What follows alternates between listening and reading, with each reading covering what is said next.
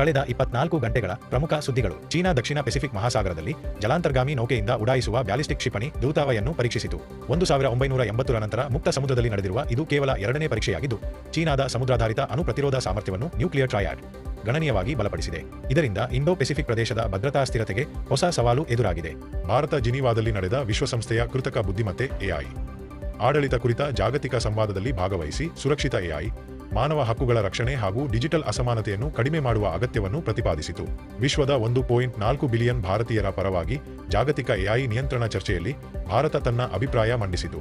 At Universal Group of Institutions, we provide you BA, BCom, BSc integrated with UPSC.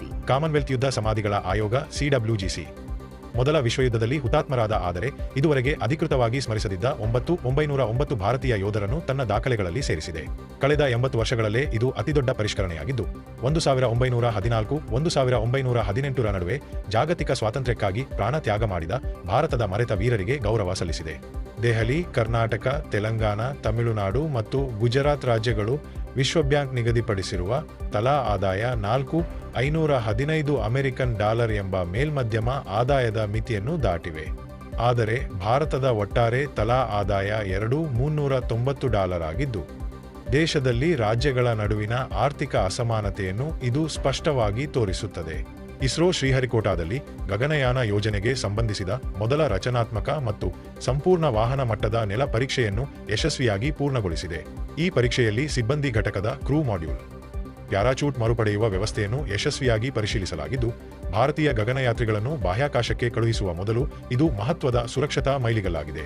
Jammu ಮತ್ತು ಕಾಶ್ಮೀರ ಮೊದಲ ಬಾರಿಗೆ ತನ್ನ ಅತ್ಯುತ್ತಮ ಗುಣಮಟ್ಟದ ಅರೆಕೊ ಚೆರ್ರಿಗಳು ಹಾಗೂ ಸೆಂಟ್ರೋಸ್ಪ್ಲಮ್ಗಳನ್ನು ಸಂಯುಕ್ತ ಅರಬ್ ಎಮಿರೇಟ್ಸ್ UAE ಗೆ ರಫ್ತು ಮಾಡಿದೆ.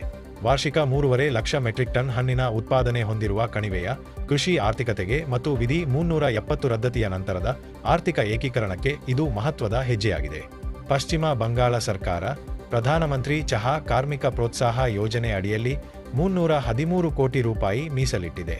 ಉತ್ತರ ಬಂಗಾಳದ ತೋಟ ಕಾರ್ಮಿಕರ ಶಿಕ್ಷಣ, ಆರೋಗ್ಯ ಮತ್ತು ಕಲ್ಯಾಣಕ್ಕಾಗಿ ಈ ಅನುದಾನವನ್ನು ಬಳಸಲಾಗುತ್ತಿದ್ದು, ದಶಕಗಳ ನಿರ್ಲಕ್ಷ್ಯಕ್ಕೆ ಒಳಗಾಗಿದ್ದ ಸಮುದಾಯದ ಅಭಿವೃದ್ಧಿಗೆ ಇದು ನೆರವಾಗಲಿದೆ.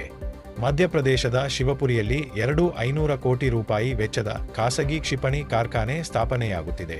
ಇದು ಕ್ಷಿಪಣಿಗಳಿಗೆ ಅಗತ್ಯವಾದ ಪ್ರೊಪೆಲ್ಲಂಟ್ಗಳು ಮತ್ತು ಸ್ಫೋಟಕಗಳನ್ನು ಉತ್ಪಾದಿಸಲಿದ್ದು, ಸುಮಾರು 5,000 ಉದ್ಯೋಗಗಳನ್ನು ಸೃಷ್ಟಿಸುತ್ತದೆ.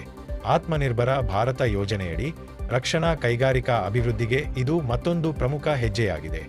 Stay tuned with us and don't forget to visit our website, which is universalinstitutions.com, where you get detailed notes and daily MCQ